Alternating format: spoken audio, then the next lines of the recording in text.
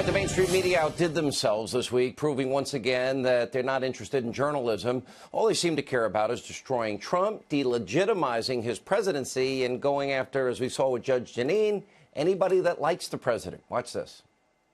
Can we still call President Trump the leader of the free world? Can we still call him the leader of the United States? It's just as serious to me as the Cuban Missile Crisis in terms of an attack or the 9/11 attack. His performance today will live in infamy as much as the Pearl Harbor attack or Kristallnacht.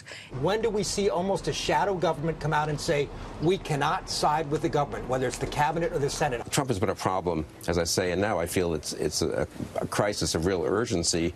And I'm not sure what we can do except try to contain him in various ways. The definition it meets is the first word of the impeachment article in the Constitution, which is treason, bribery, and high crimes of misdemeanors. You had a one-word reaction to what you saw yesterday. Treason. Treason, yeah. All right, here with Reaction, author of the brand new book. It's out this week. The Briefing Politics, the Press and the President, former White House Press Secretary Sean Spicer. You know, look, you live this every day for a while.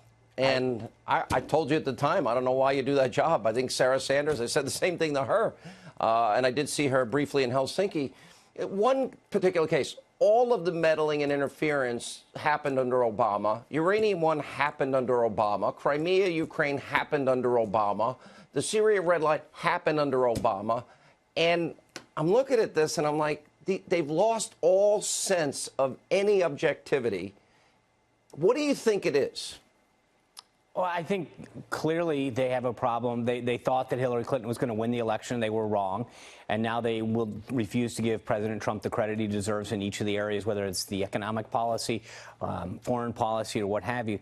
No matter how good the president does, no matter how he reshapes the judiciary, deregulates the regulatory state, it's never good enough. There's always a problem. I talk about this extensively in the book, how we face that headwind on every single issue, no matter what we did. And it started throughout the campaign, and it started on day one.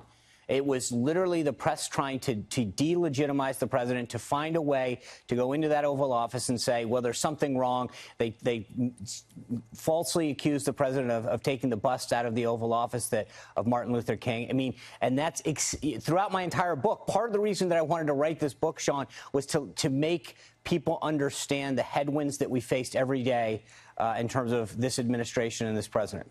You know, you've had a very interesting life and background in your family. Actually, you grew up in Rhode Island, which surprised me, right? Well, I did.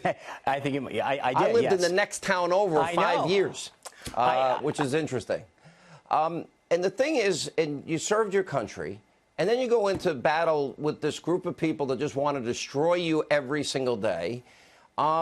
What do you take out of it? What do you learn? I know what doesn't kill us makes us stronger, and I can give you every cliche, but you still live it. Well, I think, number one, you're right. It makes us stronger. It makes us better and better conservatives, in my case. I think that you have to refine your argument. You have to be stronger and smarter and constantly thinking. Because you're right. They come at you with everything that they have, and the more successful that you the more success that you may have, the stronger they're going to come at you. And you've seen that time and time again. No matter what we've done on the conservative side, they're going to come after us in general. And this president, I think every one of the studies, whether it's Harvard, Pew, the Media Research Center, every single one of them, the preponderance of coverage is highly negative.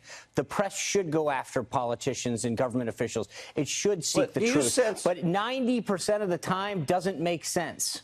But even at the expense, it's like the Democrats don't want this president to succeed, because if he does, as he's doing, that is a real clear present danger to their main goal, which is to get power back.